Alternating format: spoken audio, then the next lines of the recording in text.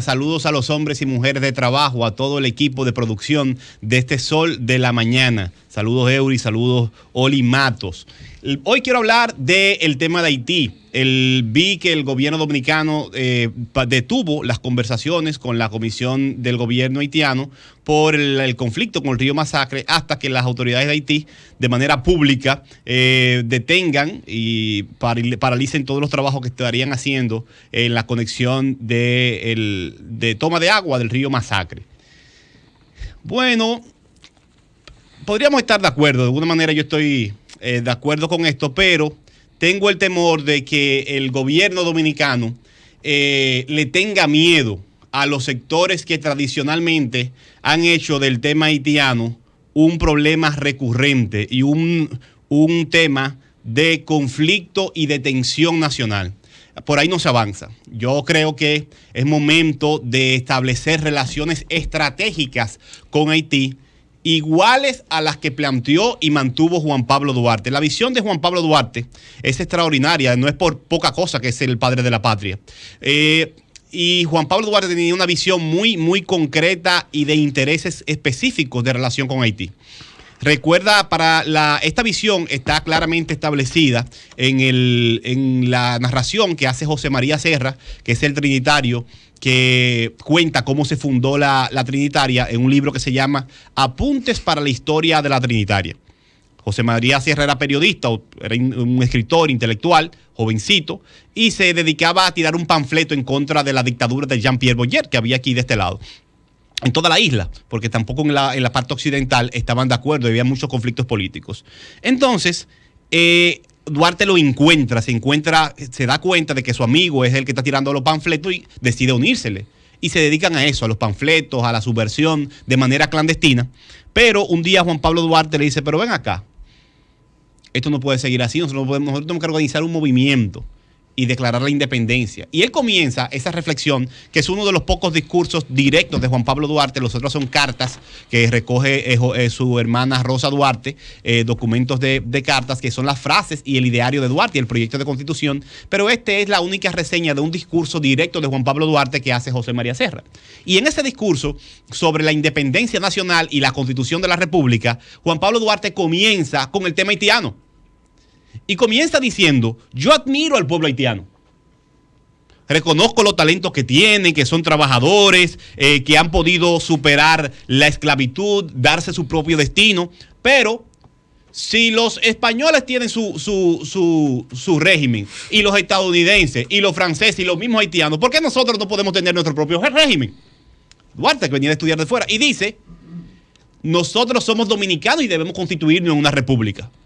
Entonces, esa constitución de la República que plantea Juan Pablo Duarte en su único discurso registrado por un trinitario, comienza con el reconocimiento de los valores y las características favorables o que de mayor ponderación que tenía Juan Pablo Duarte de ese pueblo. Y decía que el problema no es con los haitianos, es que hacía falta que los dominicanos tuvieran su propia república y por lo tanto constituirse en un país. Juan Pablo Duarte, con esa visión, generó una tensión incluso aquí en la parte oriental de la isla, porque otros intelectuales y funcionarios del gobierno haitiano que eran criollos no planteaban la independencia, sino la separación de Haití para unirse a Francia, otros a España y otros a Estados Unidos. Y Juan Pablo Duarte crea un equipo con José María Serra y los demás, un partido político clandestino que se llamó la Trinitaria. ¿Y qué hace Juan Pablo? ¿Cuáles son las primeras medidas que toma ese equipo político?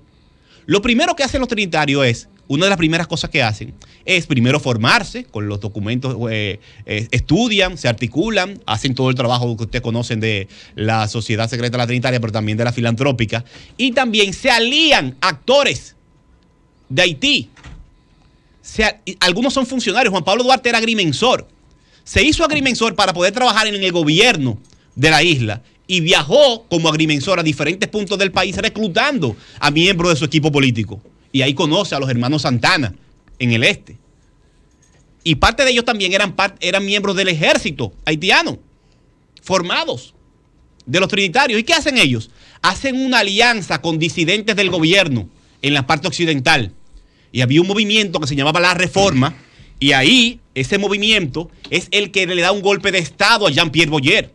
y meten preso a Juan Nepomuceno Ravelo y creo que al mismo Matías Ramón Mella, porque cuando se descubre la reforma, y ayudan en alianza estratégica con parte de los haitianos, tumban la dictadura haitiana para hacer el gobierno más débil y prepararse al siguiente paso, que era ya la independencia nacional. Así era que Juan Pablo Duarte veía la relación con Haití, como se ven las relaciones internacionales o binacionales, a través de los intereses concretos del país. Me interesa una separación. Bueno, mis mejores aliados en este momento son haitianos y trabajan con la reforma y son parte de la reforma aquí en la parte oriental de la isla. Esa visión de Juan Pablo Duarte la tuvo hasta el final. Cuando Juan Pablo Duarte está en el exilio, que aquí están repartiéndose el país por pedazos, que algunos querían que fuera la anexión a España, otro a Francia, otro a la venta de Estados Unidos, en una carta Juan Pablo Duarte se inventa un término para identificar los verdaderos enemigos de la patria. Una palabra que no existía en el mundo. Y le dice Juan Pablo Duarte a sus amigos en una carta que los orcopólitas, orco es el término para referirse al infierno, hipólita es habitante, los habitantes del infierno, así lo llama Juan Pablo Duarte, son los enemigos de la patria. Y dice Juan Pablo Duarte, en lo que no terminan de ponerse de acuerdo esos enemigos de la patria, esos habitantes del infierno, es en decidir cuál es el amo que le van a dar al pueblo dominicano. Porque muchos que se decían nacionalistas y defender el internacional terminaron, como Pedro Santana, el gran general de la independencia, cambió la república por un título nobiliario. Ese era Pedro Santana, el que promovió y ejecutó la anexión.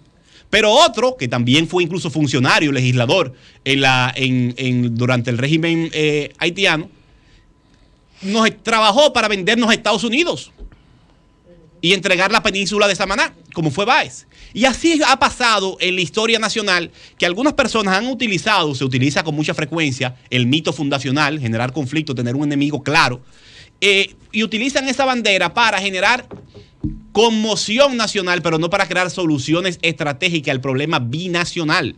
Y viven de eso. Porque eran también, se llamaban patriotas y nacionalistas, aquellos que agarraron y llamaron a Estados Unidos para invadirnos en el 65. Eran los mismos, igual que Báez, igual que Santana. Y hay mucha gente aquí que promueve una relación de tensiones irracional con Haití, que se hacen un gran dineral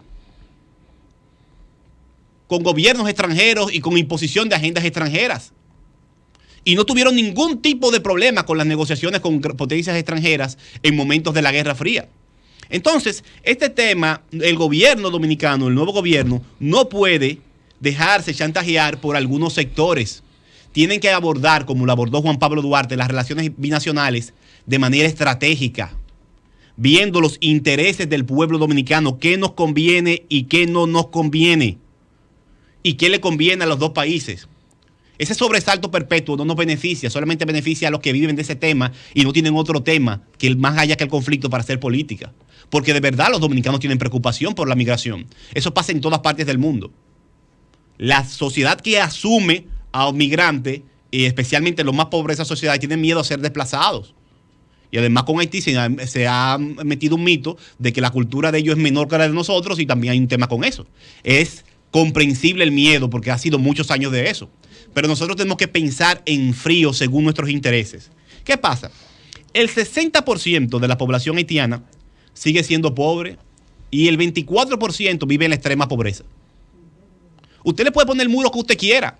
Y esa gente, al igual que los dominicanos que se montan en una yola, van a salir o a Dominicana o cualquier otro sitio a buscarse la comida donde lo encuentren. Van a hacer túneles, van a hacer yolas. Porque eso es lo que pasa en todas partes del mundo. El que tiene necesidad de sobrevivencia emigra. Entonces, mientras haya esos altos niveles de pobreza en Haití, habrá una fuerte migración aquí. Y eso no lo ha parado nadie con ningún tipo de estructura física. Porque el ser humano, todo, desde el virus, la célula, todo ser vivo, en su ADN tiene un mandato. Es sobrevivir y multiplicarse. Eso es lo que hace el virus. Eso es lo que hace la célula. Eso es lo que hacen instintivamente todos los seres vivos. Bien, entonces, ¿qué tenemos además con Haití? Haití ahora mismo creo en las relaciones estratégicas de beneficios para República Dominicana y para Haití también. Haití es el segundo socio comercial de República Dominicana. Más de $1.000 millones en tiempos normales. El segundo socio comercial. Después de Estados Unidos, el actor con el que más negocios tenemos es Haití. ¿Usted ha visto a alguien inteligente que viva creando problemas todos los días con el que hace negocio y gana dinero? ¿Eso es irracional? Todo lo contrario, tú lo que te inventas es mejores mecanismos para hacer mejores negocios con un mercado que todavía tiene muchísimos espacios para ampliarse con productos dominicanos. Entonces, el que invita a la atención permanente es enemigo de los intereses de República Dominicana. Algo está buscando. ¿Qué tenemos también con Haití? El 95% de la mano de obra de República Dominicana en el campo, eso está estudiado. Yo puse el 95%, le bajé un 2%, porque los datos que daba el Ministerio de Agricultura hace par de años era que eran más del 95%. Era más. ¿Qué pasa? De cada 100 dominicanos que hay, el arroz que usted se come ahora, usted se desayunó con plátano, con yuca, con batata, con huevo. Más de cada 100 personas que están produciendo su comida, hay como unos 28 que son inmigrantes. Si usted lo saca todo ahora mismo, usted no tiene ni arroz, ni yuca, ni batata, ni huevo, ni nada, ni arroz al mediodía. No, con el arroz no, pon otro ejemplo. No, pero ahí es que está alta la si hay que sembrar arroz, yo lo siembro. Tranquilo, José, tranquilo. No. Okay, Pon otro ejemplo. ¿Qué pasa? Arroz no. Aquí te venden un mito. Aquí te venden un cuento. Mecanizado. Oye, que el arroz mecanizado, tú tienes que ir al Bajo Yum. Entonces, ¿qué pasa? Esa mano de obra es la que nos da comida a nosotros. Pero hay que poner dominicanos. Miren, ya eso incluso, yo he recorrido creo todas las zonas de producción agropecuaria del país. He entrevistado cientos de jóvenes. Vea la de Chile. Discúlpame, que este es mi turno. Toma tu turno. Tranquilo. Mañana tú replicas. Mira, tranquilo, que ya tú hablaste mucho de Haití. Oye, yo te apoyo. Yo sé que el campo está, la mano de obra en el campo está dominada por migrantes. Bien, pero ahora cuando tú vas y le preguntas a los jóvenes que están haciendo estos coches, ¿por qué tú no vas? Están avanzando. ¿Por qué tú no trabajas? Más de 2 millones de haitianos caminan aquí. Ningún joven quiere trabajar en el campo porque no hay condiciones. Y no ahora, siempre ha sido así. El productor agropecuario, aquí hay un minifundio, pequeño pedacito de tierra. Citadino, tú no sabes, yo soy campesino. Yo sabía que yo soy campesino. Míralo ahí, ya le dijo citadino. Las jornadas son muy. Ya le dijo citadino. Y no hay incentivos. Miren, el cacao. Se paga muy bajo. El porque cacao, hay demasiada oferta barata. El cacao es uno de los productos, de los rubros que da más beneficio, proporcionalmente hablando, a los productores. Y en la edad promedio de los productores de cacao anda casi por los 70 años. Los hijos de los productores de cacao, aunque ganan más dinero que muchos productores agropecuarios, no quieren estar ahí porque no les resulta atractivo. El problema, por ejemplo, en el caso del cacao, no es que esa tierra no genere dinero, es que no le interesa a los jóvenes, le interesan otras cosas, entonces no hay mano de obra. Y es la inmigrante la que mantiene la comida suya y la mía. Entonces hay que buscar abordarlo de manera estratégica. ¿Qué vamos a hacer con esto?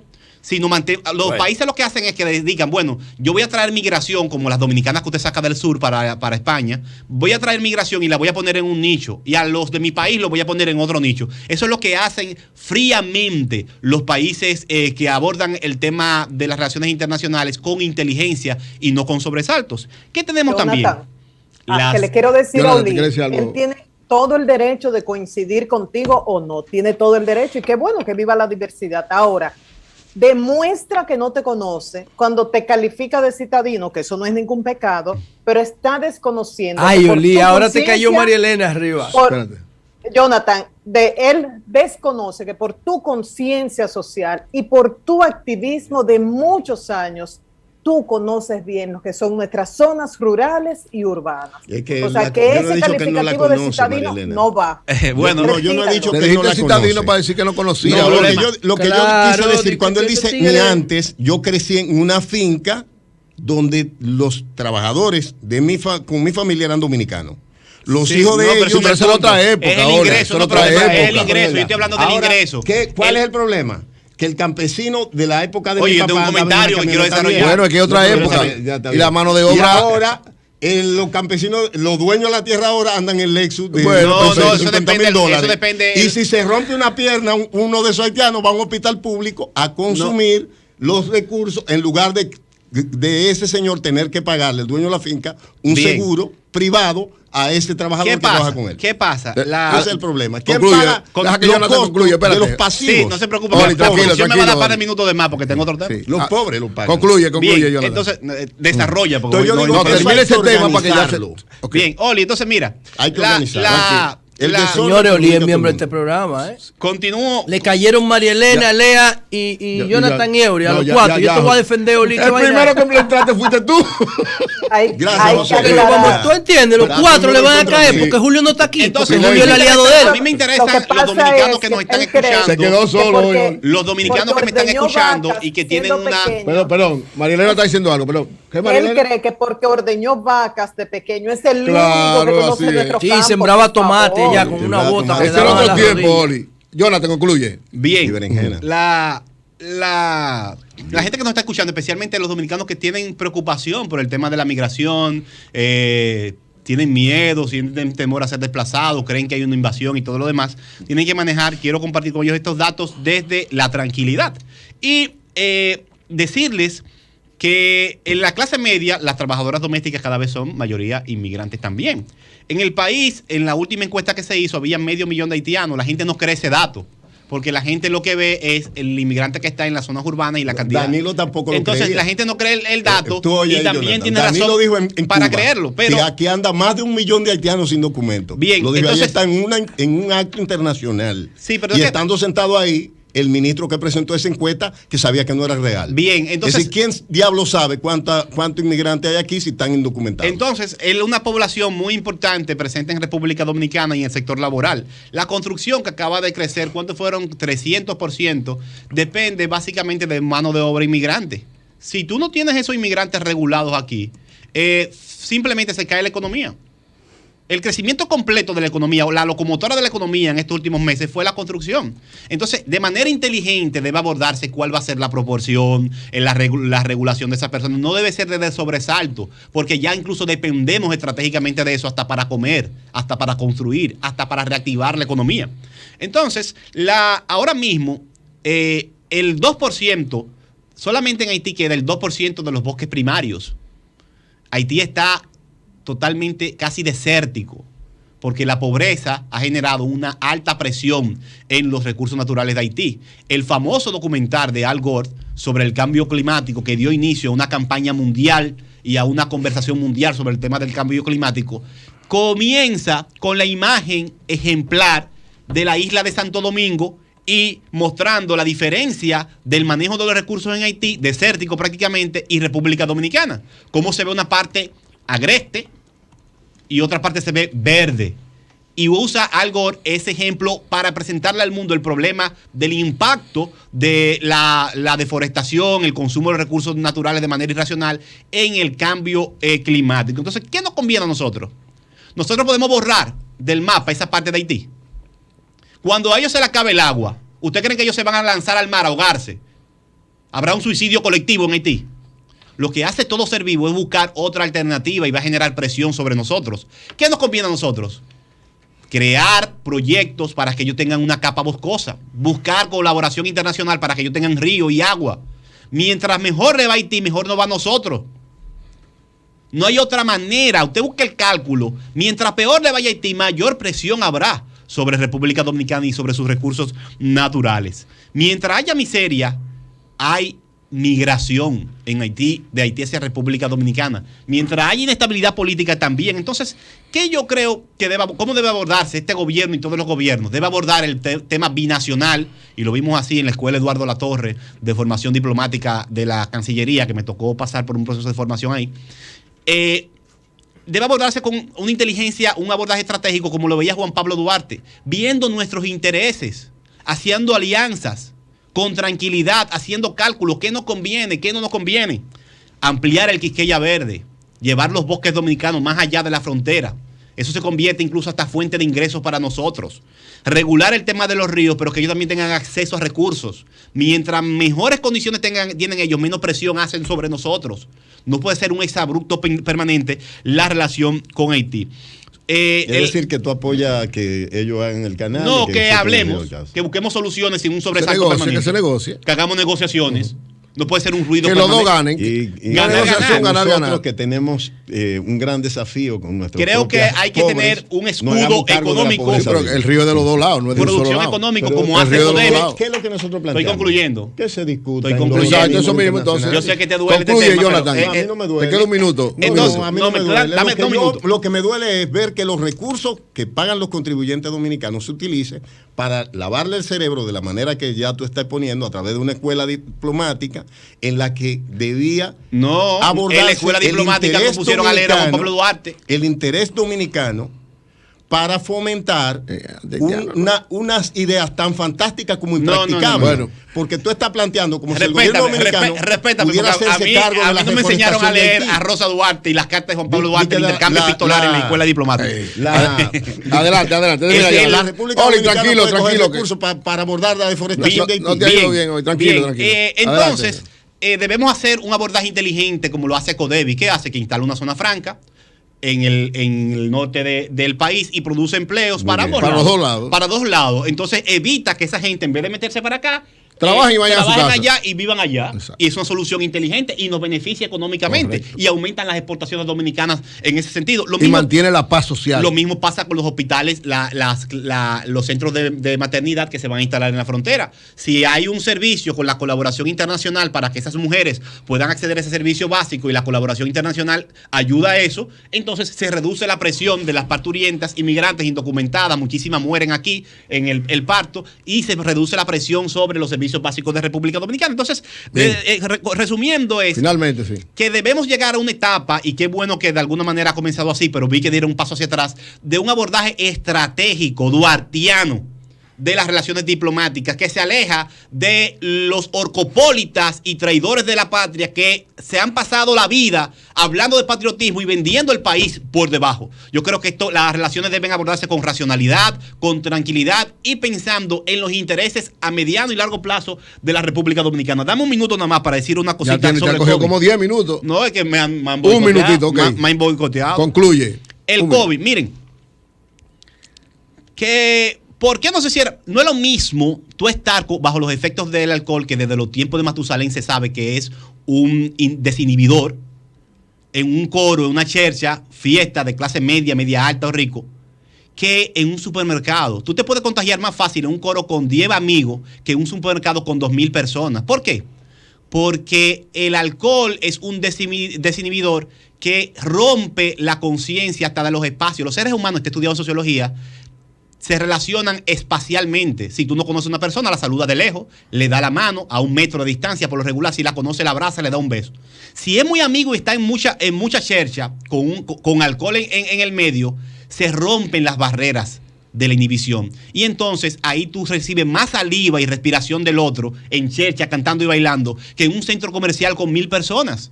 Así de simple. Por eso el abordaje focalizado del problema de la concentración y la recreación nocturna es un mecanismo efectivo, pero que debe realizarse con mayor severidad por parte de las autoridades y aliarse al tejido social de República Dominicana, a las juntas de vecinos, a las parroquias, a los sectores sociales que viven en el territorio y tienen mucha información y pueden ayudar de una manera inteligente, pacífica, a desmontar eso, reuniéndose con la familia del comerciante, con el dueño de la jipeta. Vamos a utilizar ese tejido social que tiene muchísima capacidad para ayudarnos a reducir la cadena de contagio que básicamente está en los espacios donde los dominicanos rompen con todo lo que tiene que ver con el distanciamiento, que es en la socialización. Cambio y fuera, Mauricio.